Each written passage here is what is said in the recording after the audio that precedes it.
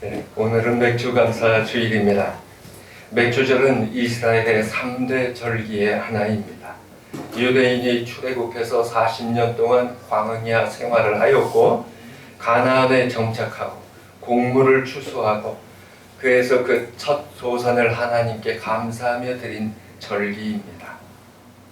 하나님의 백성들이 오랜 광야 생활을 마치고 정착해서 첫 소산물이 나왔을 때 그 기쁨이 얼마나 컸겠습니까?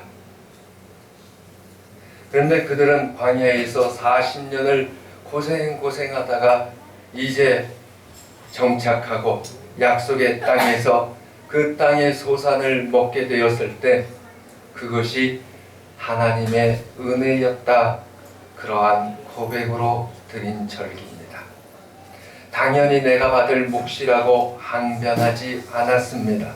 내가 고생했으니 얻는 것이 맞지 않냐, 그렇게 이야기하지 않았습니다.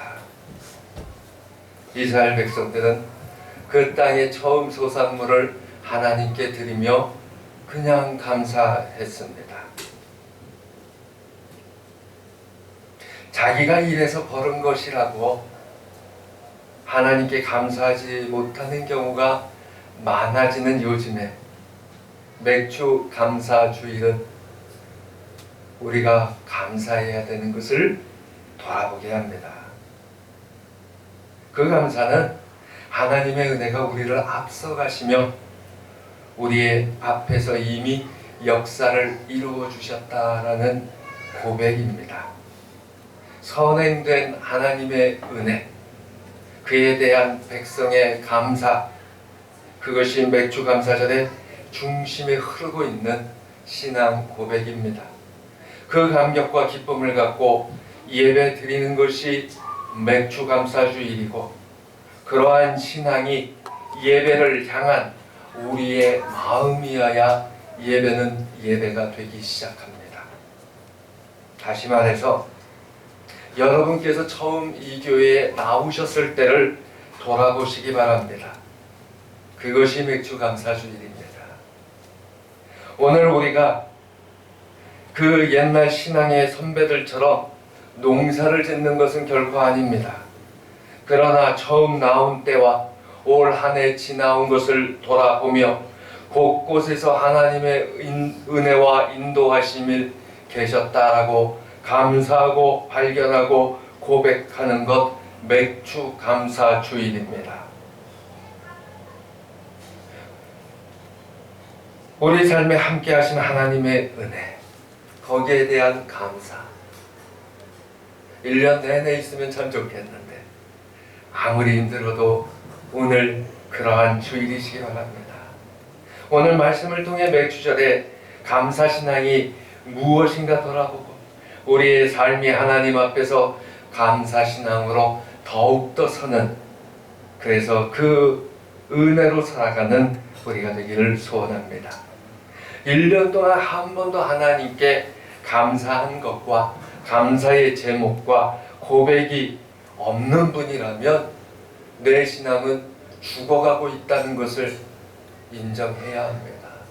하나님 앞에 깨어나서 소스라치게 놀라고 주여 하고 부르짖으셔야 돼요. 근데 더한 것은 처음 나오셨을 때보다 지금의 신앙이 더 깊어지고 커졌어야 신앙입니다. 오늘 본문 말씀에서 믿음은 들음에서 나는데 그리스도의 말씀을 들음으로써 생겨난다고 합니다. 이사야의 말씀을 인용하면서 사람이 어떻게 믿을 수 있게 되었는가 한번 돌아보세요. 바로 믿음은 그리스도의 말씀이 들려지는 곳에서 그 말씀을 들음으로써 생겨난다라고 하고 있습니다. 성도 여러분, 사람이 살아가면서 무엇을 듣고 사느냐가 한 사람의 가치와 판단에 영향을 많이 줍니다. 어떤 것은 중요하게 듣고 살아가느냐, 그렇게 돌아보는 것이 한 사람의 선택과 행동에 영향력을 충분히 발휘합니다.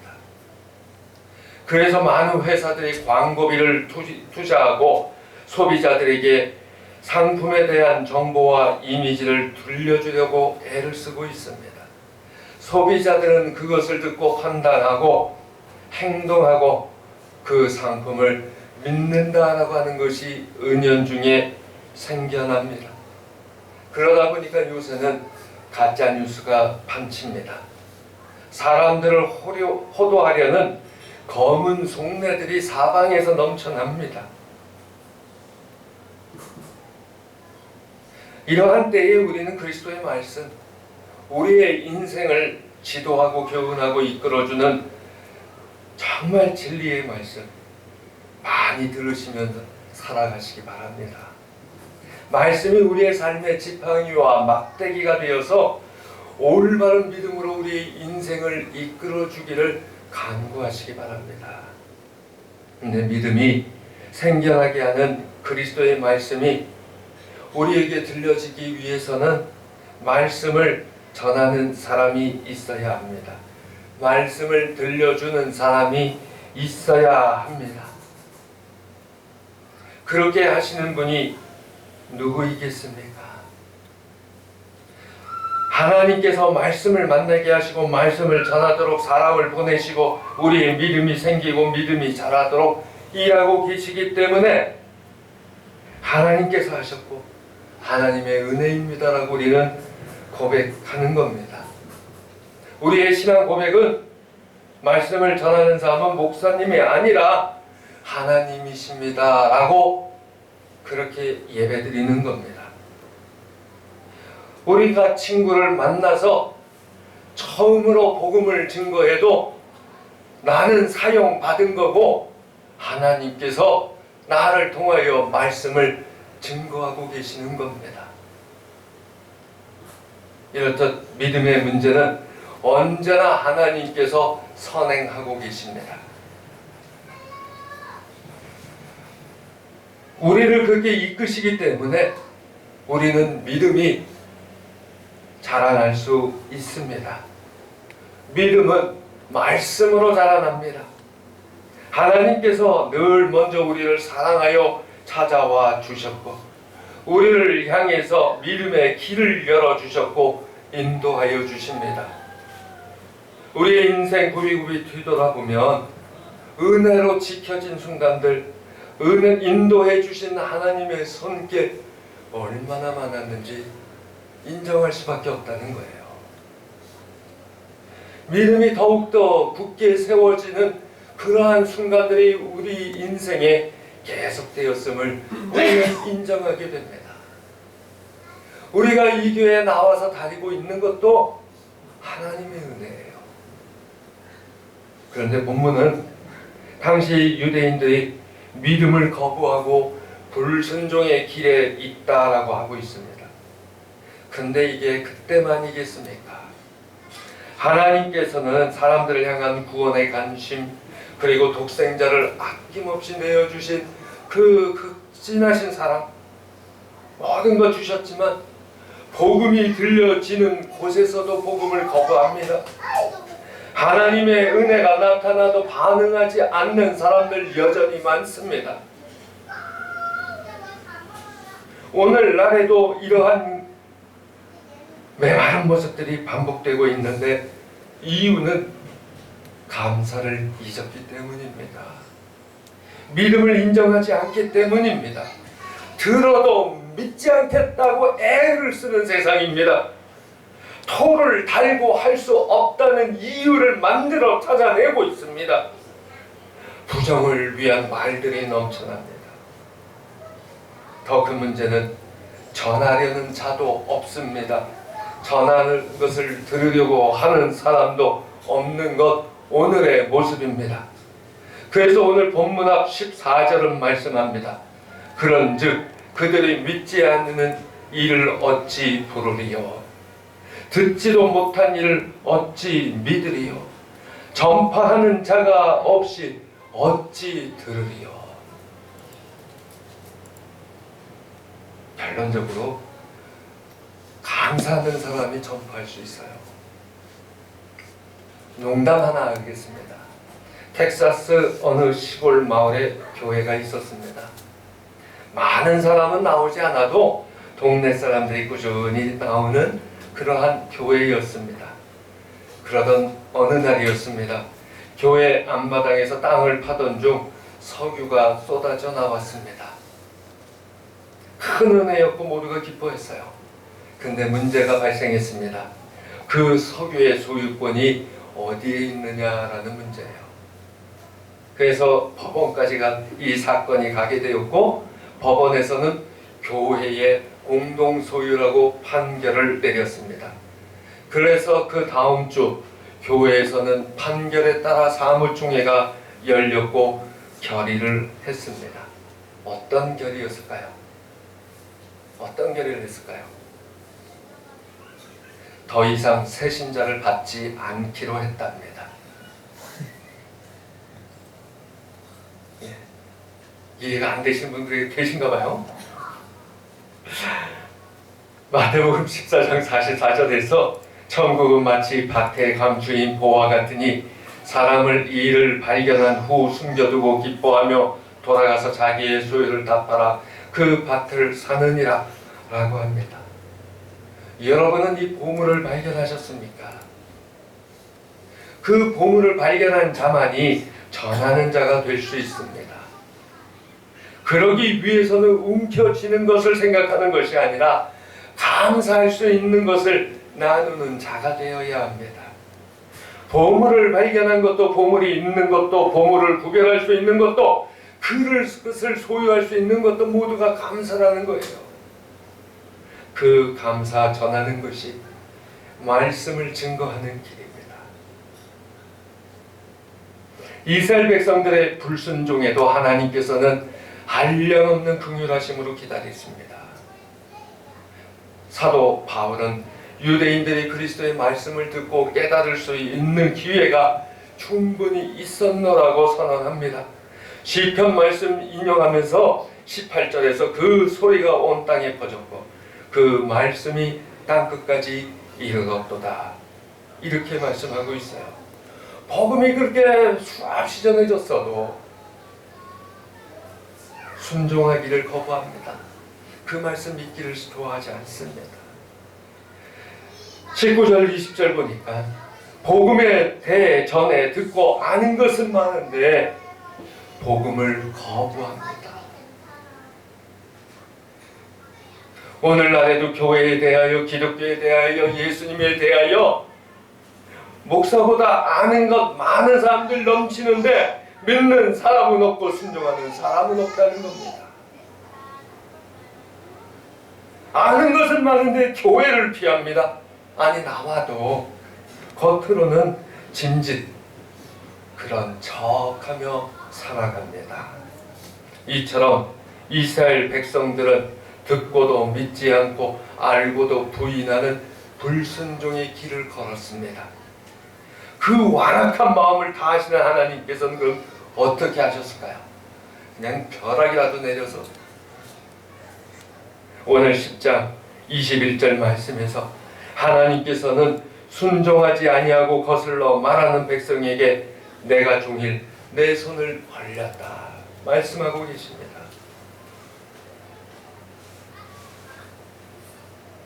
순종의 자녀이든 순종의 자녀가 아니든 항상 손을 벌리시고 기다리시는 긍휼하신 하나님이세요. 오늘도 기다리고 계시는 하나님이십니다. 그것이 하나님의 사랑하심입니다. 바로 그 사랑 때문에 내가 예수를 믿게 되었고 알게 되었고 이 교회까지 나오게 되었다는 거예요. 분명한 하나님의 사랑 앞에서 감사를 잊고 살아가는 현대인들에게 본문의 말씀은 변명할 수 없는 불순종의 길에 서 있다 선언하고 있습니다. 그럼에도 불구하고 하나님께서는 한량없이 긍휼하신 그 사랑으로 종일 손을 벌리시고 기다리고 계시는 분, 한결같은 사랑과 관심으로 지켜보시는 하나님이십니다. 은혜 앞에서 시인하고 순종하고 감사하시기 바랍니다. 하나님께서는 우리 기독교인들을 향해서 늘 만나주시고 사랑으로 바라보고 계시는 것 분명합니다. 누가복음 11장 5절에서 13절을 보면 밤중에 벗이 찾아와서 떡 3덩이를 구워달라고 합니다. 그 말을 들은 친구는 괴롭고 성가셔도 그 간청 때문에 일어나서 주게 된다 말씀하고 있습니다. 그게 친구지요. 친구인 것은 사랑하기 때문입니다. 하나님께서는 좋은 것을 주시는 분이시기 때문에 하나님 앞에 나와 기도할 때에는 적극적으로 구하고 찾고 두드리는 그러한 모습이 되어야 합니다. 사도 바울의 로마서 본문 말씀과 예수님의 그 말씀을, 누가복음의 말씀을 보면 하나님께서는 정말 하나님의 자녀를 향해 언제나 팔을 벌리시고 계세요. 맞아주시고 계세요. 적극적으로 응답해 주시는 분이시고 해줄 게 없나 하고 찾아오시는 분이세요. 지난주 중에 중보 기도 제목을 여러분들께 드리면서 제가 그랬습니다. 우리 교회는 정말 작습니다. 그러나 기도의 역사는 큽니다. 기도의 역사는 큰 교회라는 그렇게 말씀을 드렸어요. 이게 처음 나오시고 경험하신 하나님의 역사 얼마나 신기하셨습니까? 기도하면 기도하는 대로 그대로 이루어지는 그 신속한 역사가 또 얼마나 기쁘고 숨가쁘셨습니까? 그것이 지금도 그렇게 지속되고 있습니까? 아니, 생각해 보세요. 얘기해도 그냥 웃으면서 들어주실 분이시니까. 아니, 무슨 방송에 무슨 프로그램 출연시켜달라고 그렇게 기도하자고 제가 중보기도 제목 여기서 내놓으면서 그 집사님한테 무슨 방송입니까? 제목이 뭐예요? 나 TV 모르니까 프로그램 제목까지 내놓으세요 하고 하니까 그 다음 주에 그 담당 PD가 전화를 했대지 않습니까? 출연해달라고. 그런 경우 어디서 볼 수 있나요? 또 거기에 맞대결하는 것으로 컨셉이 바뀌었다고 다른 사람 밟고 내 장사 잘 되는 건 할 수가 없겠습니다 하고 실컷 중보기도 시켜놓고는 출연 안 하겠다고 하는 그 집사님의 그 믿음은 또 어디에 있습니까? 그것을 또 더 큰 은혜로 채우시는 역사를 어디에 가서 보실 수 있겠어요? 또 어느 분은 평범한 음식점에 고정 수입 좀 있게 해달라고 기도하자고 했더니 집사님이 지칠 정도로 생겼잖아요. 그래서 너무 지쳐서 요건 힘들어요 하고 조정을 지금 해주시는 것 같은데, 이러한 이야기들 어디에서 들어보고 경험하실 수 있습니까? 나는 없는데요 하신다면 하나님 앞에 소스라치게 놀라시고 좀 돌아보세요. 왜 없어요? 다 있어야 되는데. 하나님께서 모든 걸 앞서가시며 주시는 사랑이요 은혜이기 때문에 계속 앞서가시면서 주시기 때문에 이 교회 속에서 앞으로도 계속될 은혜의 역사예요. 이 교회에 보물이 펑펑 쏟아지고 있어요. 그런데 우리는 다른 사람들에게 오라고 결의하는 교회입니다. 텍사스의 교회가 아니라 생명의 교회입니다. 사랑하는 성도 여러분, 이렇게 신실하시고 사랑이 많으신 하나님, 은혜의 하나님 앞에서 적극적으로 나아가 기도하고 동행하고 살아가시는 여러분들이 되시기 바랍니다. 먼저 베풀어 주시는 하나님의 사랑을 깊이 깨닫고 감사로 표현하고 살아가는 성숙한 신앙인이 되시기 바랍니다. 문제는 이제부터예요. 발견한 보물을 움켜쥔 채 소유하고 살 것인지, 그 보물을 이용해서 사용하며 살 것인지, 더 큰 은혜를 찾을 것인지, 이제 우리의 더 큰 문제가 놓여 있습니다. 은혜와 은사를 개발하는 길이 감사입니다. 석유는 땅을 파야 나오는 거지만 은혜는 감사에 감사를 더할 때 쏟아지게 되어 있습니다. 믿음은 감사로 표현하고 고백하는 것에서 능력이 나타납니다. 마가복음 9장 22절 보니까 변화산에서 예수님께서 내려와서 보니까 시끄러워요. 이게 뭘까 하고 보니까 벙어리 귀신이 들린 아이를 둔 아버지가 도와달라고 간청합니다. 주여 무엇을 하실 수 있거든 우리를 불쌍히 여기사 도와주시옵소서. 그러자 예수님께서 23절에서 말씀하셨어요. 할 수 있거든이 무슨 말이냐. 믿는 자에게는 능치 못할 일이 없느니라. 이 말씀에 아이의 아버지가 다시 반응을 했습니다. 내가 믿나이다. 나의 믿음 없는 것을 도와주소서. 그 믿음의 고백이 아이를 깨끗이 낳는 결과를 가져오지 않았습니까? 인정하고 받아들이고 감사하는 그 태도가 신앙의 은사의 은혜의 보고를 여는 열쇠요 길이라는 거예요. 또한 히브리서 11장 6절은 말씀합니다. 믿음이 없이는 하나님을 기쁘시게 못하나니 하나님께 나아가는 자는 반드시 그가 계신 것과 또한 그가 자기를 찾는 자 중에 상 주시는 이심을 믿어야 할지니라. 하나님께 나아가는데 적극적으로 나아가야 합니다. 그것을 예수님께서 계속해서 말씀하신 거예요. 예배는 바로 이러한 간절함과 사모함으로 모여야 되는 것이 예배입니다. 그렇게 모이는 곳에 은혜는 쏟아지게 되어 있습니다. 시간 돼서 나가고 그냥 적당히 만나고 예수님보다는 누구누구 볼 수 있다 생각해서 가고 그러면 은혜는 멀어요. 하나님께서 미리 은혜를 주시고자 셋업을 다 하셔도 그걸 보면서 찍지도 않고 그걸 보면서 인정도 안 하고 그러한 사람들이 요새는 얼마나 많은지 모릅니다.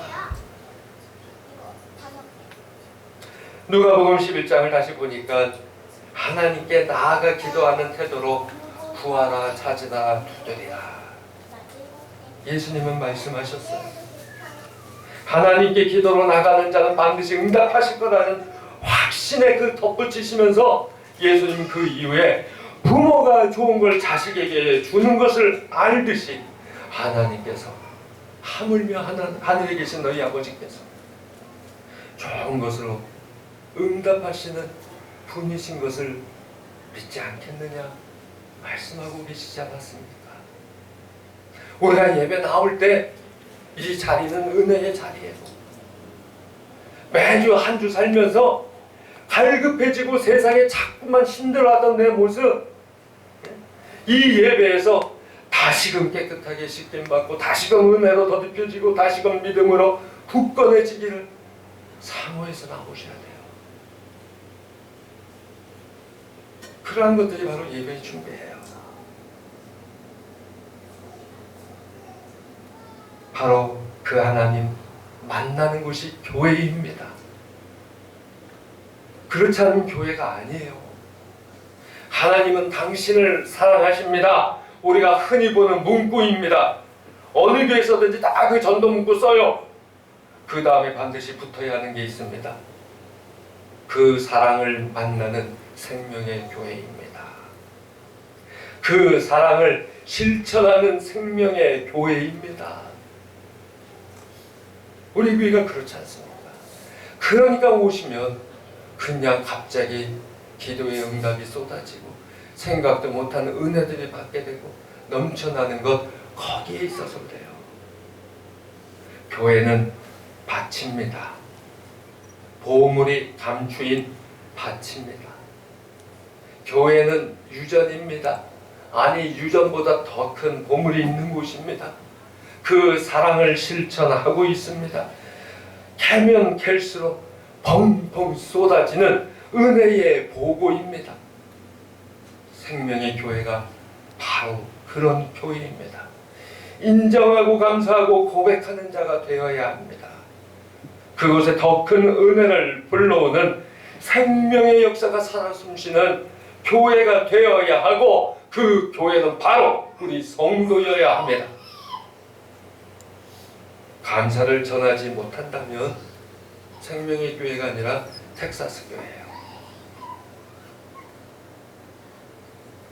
성경의 시대에도 오늘날에도 하나님의 충만한 능력과 은혜의 역사는 계속되고 있습니다. 이제 오늘 우리는 개인적으로 공동체로 먼저 하나님께서 베풀어 주신 은혜에 믿음으로 감사하시기 바랍니다. 그 감사는 표현하며 살아가는 겁니다. 보물을 더욱 해내는 역사가 이곳에 넘쳐나야 합니다. 하나님께서 먼저 해주신 은혜, 감사의 응답, 그것은 하나님의 더 큰 능력과 은혜를 불러오게 되어 있습니다. 세상에서도요, 조그만한 일에도 감사를 표현하고 삽니다. 풍요로워서 더 쉬워졌는지 몰라도 조금만 뭐해도 이유를 일부러 만들어서라도 감사를 표현합니다. 가장 흔하게 밥 한 끼라도 사요. 하나님께 감사하다고 하면서, 지난주에 잠깐 제가 정색하고 드렸던 말씀이에요. 1년 내내 감사한 제목 한 번 없는 사람 되면 은혜에서 멀어집니다. 주신 은혜 감사하시기 바랍니다. 그런 은혜가 계속되고 있었는데 나는 모르겠노라고 하고 살았는데도 하나님은 지금까지, 오늘도 이 순간에도 계속해서 우리에게 은혜를 주시는 것 감사하시기 바랍니다. 내가 아무리 딴소리에 대고 그러니까 내가 함부로 해도 되겠지 하고 살았어도 하나님 모른 척 해주시고 또 은혜 베풀어 주시는 것 감사하시기 바랍니다. 그러나 그게 기한이 있어요. 그 전에 감사하시기 바래요. 그 전에 믿으시기 바래요. 그 전에 응답하시고 하나님 앞에 순종하시기 바랍니다. 그 길은 더 큰 감사로 증거하는 길입니다. 항상 넘치는 감사로 하나님께 나아가는 길입니다. 그 감사를 증거하는 은혜요, 은혜의 교회요, 우리의 가정이요, 이 나라가 되기를 소망하시기 바랍니다. 기도합니다. 하나님 감사드립니다.